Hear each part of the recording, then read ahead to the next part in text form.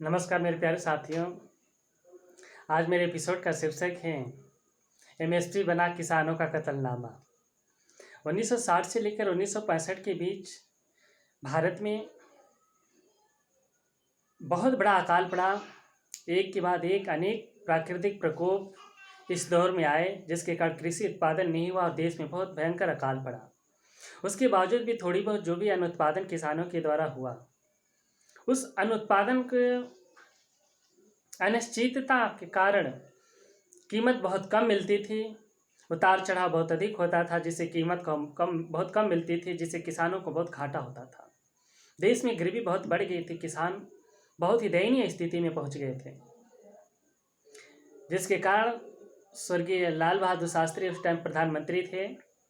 उन्होंने एक कमेटी गठित किया और उस कमेटी के द्वारा एमएसपी सिस्टम का प्रावधान किए, जिसका मतलब है न्यूनतम समर्थन मूल्य। इसका मतलब है कि फसल उत्पादन से पूर्व ही सरकार के द्वारा कीमत निर्धारित की जाती है। एक निश्चित कीमत, उचित कीमत निर्धारित की जाती है, जिस कीमत पर सरकार किसानों के फसल उत्पादन को खरीदती है।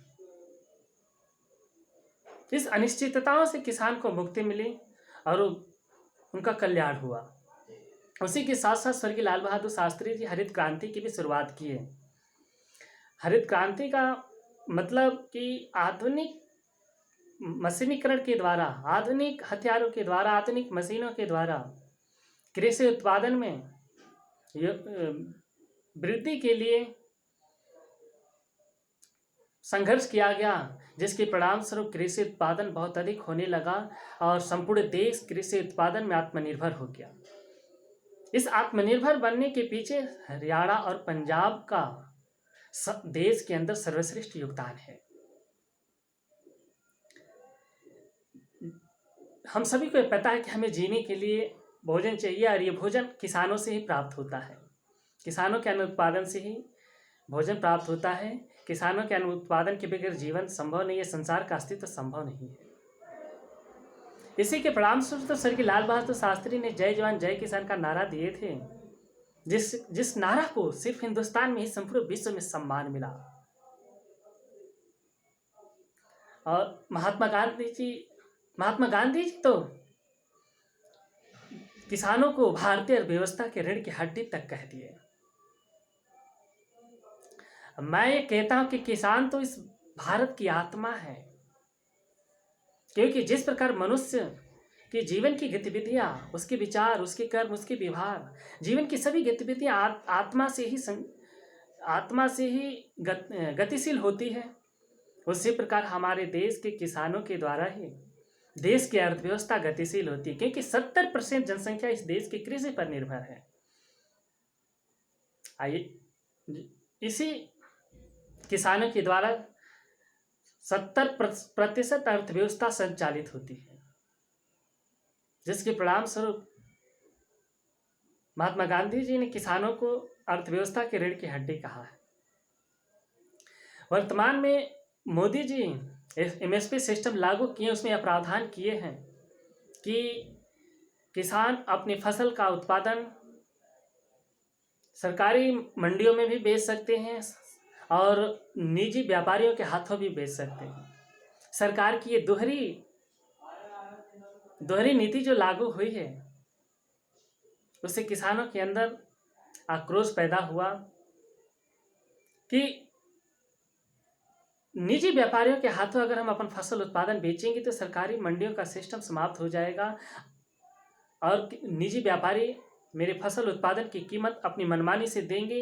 हो सकता है समय पे फसल का उत्पादन न खरीदें, जिसके कारण हमें उस फसल को रखने की असुविधा हो सकती है और उसकी कीमत में घाटा हो सकता है।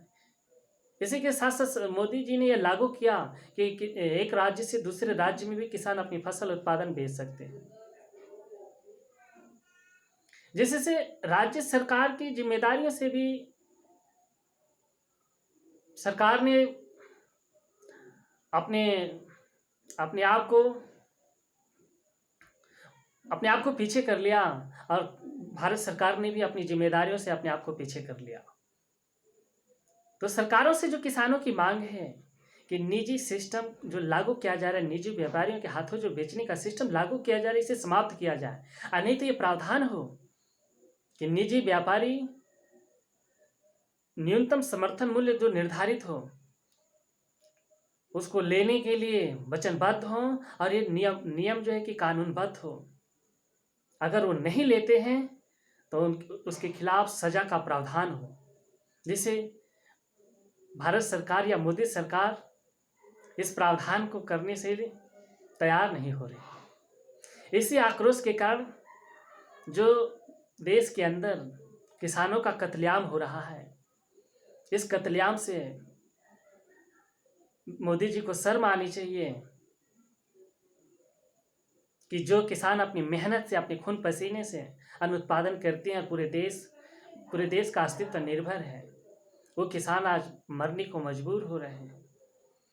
इतना लंबा संघर्ष क्यों चल रहा है? मोदी जी अपना निर्णय क्यों नहीं जल्दी देते कि जल्दी से आंदोलन समाप्त हो? कहते हैं कि justice for delay, justice for denied. देर से मिला न्याय अन्याय के समान होता है। तो मैं मोदी जी से आग्रह करता हूं कि जल्दी से जल्दी इस अपना निर्णय लागू करिए और किसानों को मांगों को स्वीकार करिए। नहीं तो किसानों का एक कत्लेआम कभी आपको माफ नहीं करेगा। आपके जीवन भर की हस्ती मिट जाएगी, आप रोक नहीं पाओगे। आपसे मेरी आग्रह है कि जितना जल्दी हो सके उतना जल्दी किसानों की मांगों को स्वीकार करिए और इस निजीकरण व्यवस्था को समाप्त करिए। आपके जीवन भर की हस्ती मिट जाए कि रोक नहीं पाओगे। जय हिंद, जय भारत, जय भीम, जय भारत। मेरे प्यारे साथियों, मेरा वीडियो आप लोग को पसंद आए तो लाइक, शेयर और कमेंट जरूर करें। आप लोगों से हमारी विनती है।